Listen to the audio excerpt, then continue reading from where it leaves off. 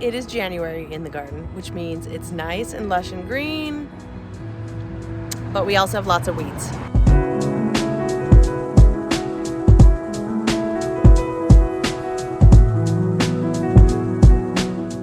We have had a ton of rainfall, just a whole week's worth of rainfall, which means all of these little weeds are popping through.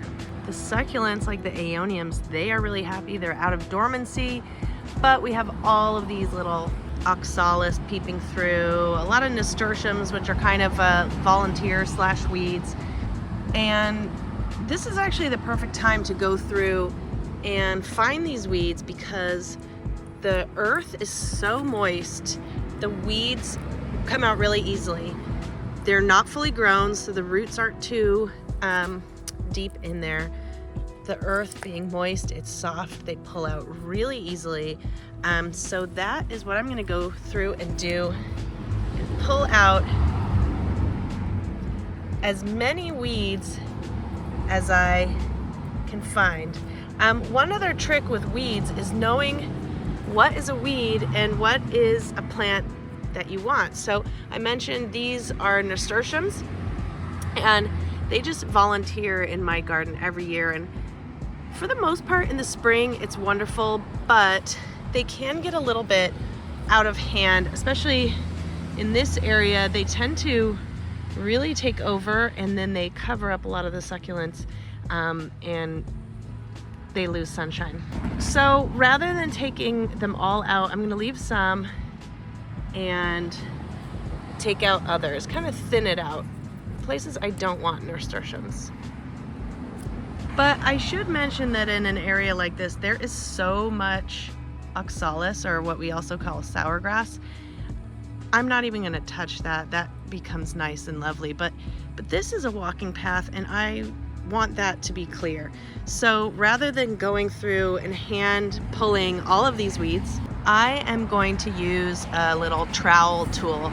And the earth is so soft, I can just kind of scrape them out of here. Now, the thing is with weeds is you are gonna wanna get the taproot out in order for them to not grow back. Sometimes if you just pull the top of a weed and leave the root, it will grow back bigger.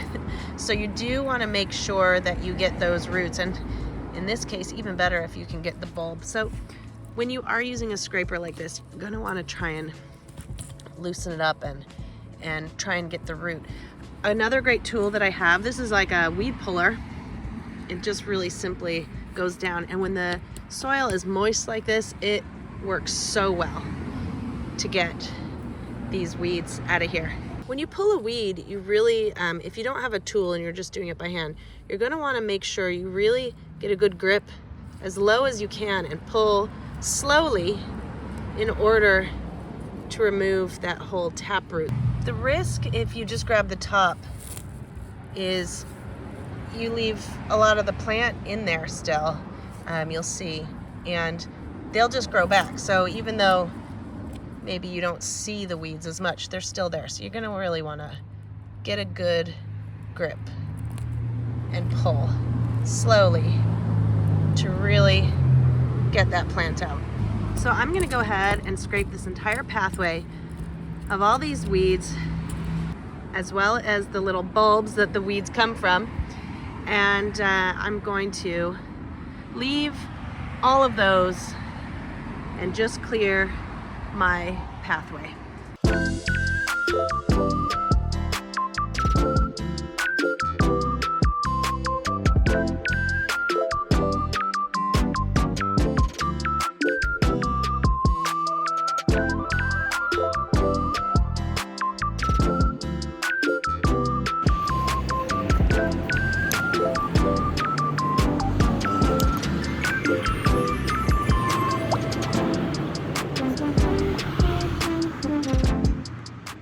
Although weeding is something that you do all season long, it's just something that you continually have to do.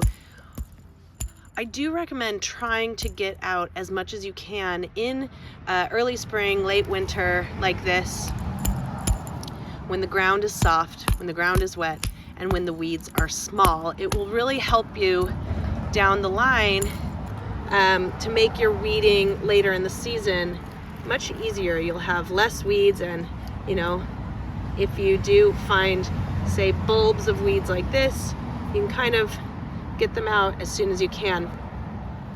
Another recommendation with weeding is doing it early, also because you do it before the weeds have a chance to go to seed. So for example, this nasturtium isn't going to drop more seeds, making more weeds. You kind of get it out before it has a chance to do that. Grass is another one that the earlier you can pull it, the better, because it's small. It comes out really easily. When grass gets bigger and you have to pull it out as a larger plant, it often takes a lot of soil out with it. I'll show you an example. So here's a good example. This is a larger grass weed that is growing here, and I'll just show you how when it's larger like this, when you pull it up, it pulls out a lot more soil. Now that one wasn't too bad, but if you had more delicate plants around it, that could be troublesome. It's also worth familiarizing yourself with what is a weed and what is maybe something that you want. So these all kind of look like weeds. Here's the nasturtiums that I mentioned, but these are actually wildflowers that I had some seeds that fell down here. And I mean, I guess that's the definition of what's a weed versus volunteer. A volunteer is a plant that you didn't plant, but you want it to grow, whereas a weed is something you don't want growing. So I'm gonna keep these here because I think it'll be nice to have wildflowers here along the border of our sidewalk. Whereas here is a weed. This is dandelion, which is edible, I should mention. Some people like to forage that, but I don't really want it there, so I'm gonna pull that out, put my rock back. So this hillside near my house, I sprinkled wildflower seeds here a year ago, and a lot of those wildflowers have reseeded themselves.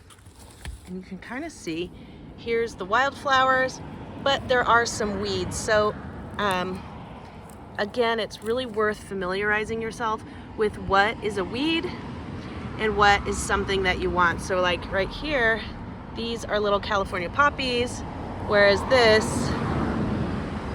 is grass. At this stage, there are so many wildflowers mixed in with the weeds that I'm just probably gonna let this be. And if there's any weed that gets too big, this probably could be thinned out because there's probably too many wildflowers. But for the most part, unless I see something really that I don't want, because you notice when I pulled that out how all the soil around it got disturbed, so I don't want to disturb these wildflowers, so I'm just going to leave this be. So again, this is the same hill, and you'll notice most of this I had weeded last year, and you can see in here, this is all grass that's coming in, mixed in with the wildflowers. But the reason there's grass here is I stopped weeding here, and all this grass has now gone to seed. So it is worthwhile pulling plants out before they go to seed. I just didn't have a chance to do it. But here's also what I wanted to show you. So when you have a really large mound of grass, when you do finally pull that out, it's really, really hard. But you'll also notice when you do pull that giant mound of grass, it takes a lot of soil with it. So if there's any delicate plants nearby, they often get ruined. So you want to really try and get grass out as soon as you can when it's still little like this. Now, am I going to go and pull all this stuff by hand?